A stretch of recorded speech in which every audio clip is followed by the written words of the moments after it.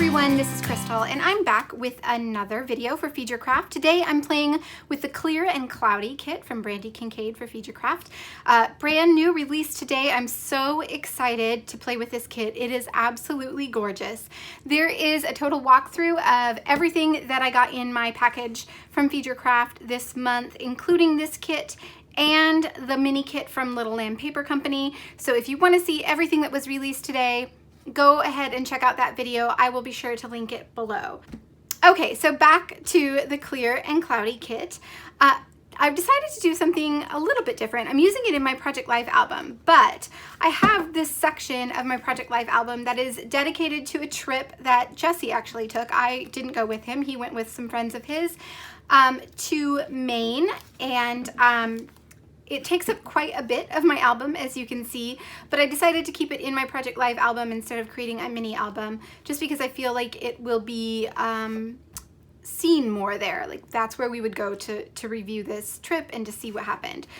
It also means that I won't be doing any journaling. I'll be leaving space for journaling for Jesse to fill in, but I won't be adding any journaling myself. And I'm obviously not going to be doing this entire thing in this video, so I'm just going to choose a couple pages or maybe a page in this little section of the album and use this kit with just that page or two. So that's my plan. I'm not really sure yet which section I'm going to be doing. There are quite a few photos in here, so I want to make sure I have a spot that I can use lots of the pretty things. So yeah, I am just going to flip through and see what speaks to me. And yeah, I'll put you on fast forward and get started. I'm going to start by flipping through these pages to pick out one that I think will work with this kit, or that I think will work best. I think actually all of them will work pretty well, but I was looking for specifically one with water. So I've settled on this first spread, and I'm just going to go through the cards that are in the kit and pick out a few that I want to use. I'm actually going to end up taking one of those photos out. It will still be in my album. I just haven't decided if I'm going to move it to a later page or if I'm going to create a flip up pocket from this card. But for now, I'm just taking the picture out, and then I've chosen another card with some blue clouds on it for the other open space. And that is where the journaling is going to go. Of course, like I said, I won't be doing the journaling myself. I will be having Jesse write that. So it's going to be blank throughout this video, but it will be filled in eventually. He's actually out of town at the moment, so I can't have him do it until he gets back. But yeah, there will definitely be journaling on that spot. And now I'm just going through the elements that were in the cut-apart sheet that came with this kit. So when you buy this kit, either the digital or the physical version, you also get a digital printable cut-apart sheet that you can print as many times as you like and cut apart either by hand, just fussy cutting, or by using a machine like a Silhouette to do it. I just fussy cut these. I actually printed it twice because I had my settings wrong the first time and some of it didn't come out quite right. So I printed it a second time, and I've kept all of the little bits that are usable here in my little tray, and I'm using either one that I printed depending on which one looks best on the page. So I definitely want to add some of the stamps that came with this kit.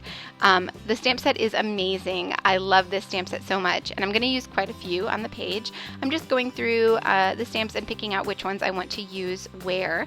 So I have some waves and a sentiment, and I want to stamp it directly onto my photo, but I want to stamp it in color, and I'm not sure which of my inks will work best on a color or on a photo on photo paper. So I've pulled out, this is a photo that I printed quite a while ago that didn't quite turn out the way I wanted it, so I ended up reprinting it for the project I was doing, and now I'm just using it to kind of test these inks. So because it has kind of the same background color as the water I planned to stamp on, I'm just testing out the colors and making sure that the inks soak into this paper instead of, rubbing off. So that's what I'm doing right now. I've settled on a blue that I want to use with that wave stamp, and then I'm going to stamp a sentiment over the top of it in black on the bottom of this photo here, which is a photo of Jesse paddleboarding on the lake he was staying at. So I'm just using, this is, I'm sorry I don't remember the color of it, but it's a Hero Arts ink, just a little ink cube, and I've stamped the waves kind of off the edge of this photo, and then I'm going to use the Make Waves stamp and stamp that in black over the top of it. And I really like how that turns out. It's not as easy to see on camera, but in person it turned out really good. There is a close-up photo at the end that will help you kind of get a better idea of what it actually looks like. I'm also going to stamp, there was a little sun stamp, so I'm just going through my inks now to pull out a yellow one that works well with this kit, and I find this super old one from American Crafts. This is a pigment ink from American Crafts, and I just stamped it on some scrap cardstock, and then I'm going to use a punch to punch it out.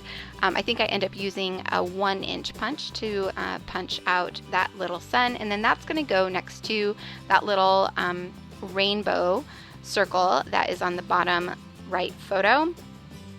And then it kind of looks like the rainbow is coming from the sun. I really like how that looks.